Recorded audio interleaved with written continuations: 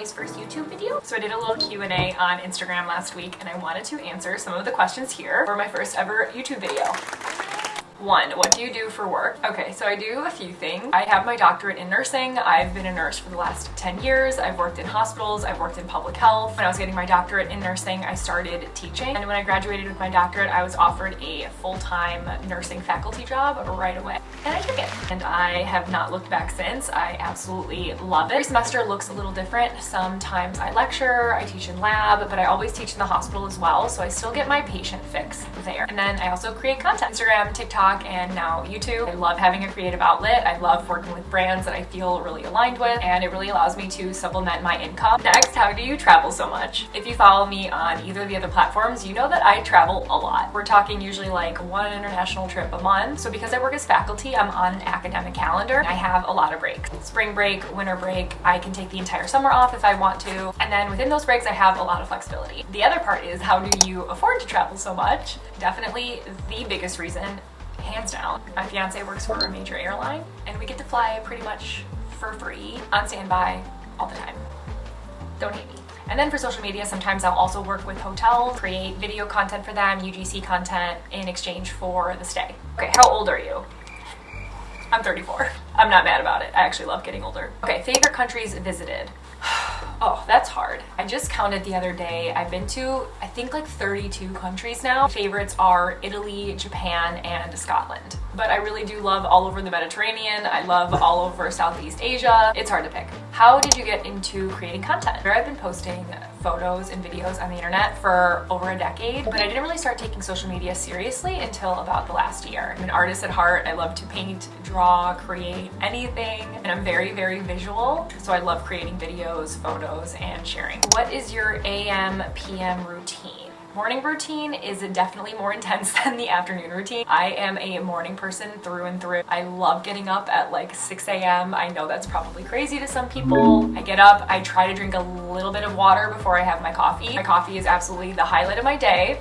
This is my second one here. I have my supplements, I do my skincare, and I try to do a little bit of manifesting meditation in the morning while I'm drinking my coffee. I use a program called To Be Magnetic, TBM. I've been using them for maybe even 6 years. I feel like I've been with them for a very long time. Highly, highly recommend. I will put it in the show notes. My PM routine is very simple. For me, if I can do my skincare and actually change into pajamas and not just like a matching set from what I was wearing earlier that day, then it's a win. Those two things, usually Netflix and cuddling with that one over there, Archie. Best tip for solo travel. Out of those 32 whatever countries I visited, I think I've at least done half completely solo. I learned a lot along the way. I would say my biggest tips have to do with safety, because I feel like that's what always keeps people, especially women, from feeling comfortable to travel solo. And to make sure that your flight arrives during the day. So checking what time that it lands wherever you're going, that the sun is going to be out. Definitely just much safer than if your flight lands at like 11 o'clock at night, 2 in the morning. And that, having your transportation figured out ahead of time from the airport to wherever you're lodging in. You're with a group or you're traveling with someone else, sometimes you can just wing those things. Like you can get a taxi, you can get an Uber, figure out the bus. But when you're alone, you really want to have that figured out ahead of time. And my last tip, this is kind of a personal choice, but when I'm traveling solo, I always prefer to stay in a hotel opposed to like an Airbnb situation like that. Yes, I have stayed in hostels. I've done all the things. I would just stay in a hotel. Something we may not know, I have a few actually. One, I have an identical twin sister. She's also on social media. She's a midwife. She shares a lot of pregnancy, postpartum tips. We are absolutely best friends, college together, grad school together. We've worked together, talk on the phone every single day. If I don't see her multiple times a week, we are still talking on the phone. Okay, the other thing is that I hate to drive. If I never had to drive a car again for the rest of my life, I would be so happy. I don't know what it is, I just hate driving cars. I get a lot of anxiety driving.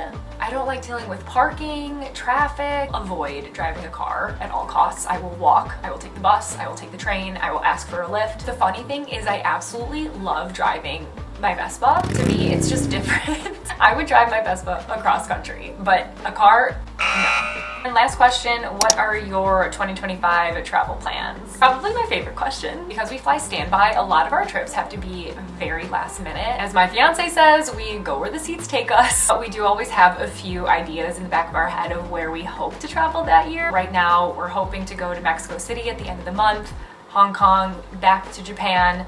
We're planning our wedding in Italy, so we'll be back to Italy. That's it for the near future. Other things that have been on my personal radar that I'm kind of just, I don't know, looking out for. Feeling very drawn back to nature lately, so I'm really craving going back to the Isle of Skye in Scotland. To me, it is just one of the most beautiful places on earth. Norway is very much on my list. I don't know if it's gonna happen this year because that seems like a trip that's gonna need a little bit more planning, but Norway is up there. Okay, that's pretty much it.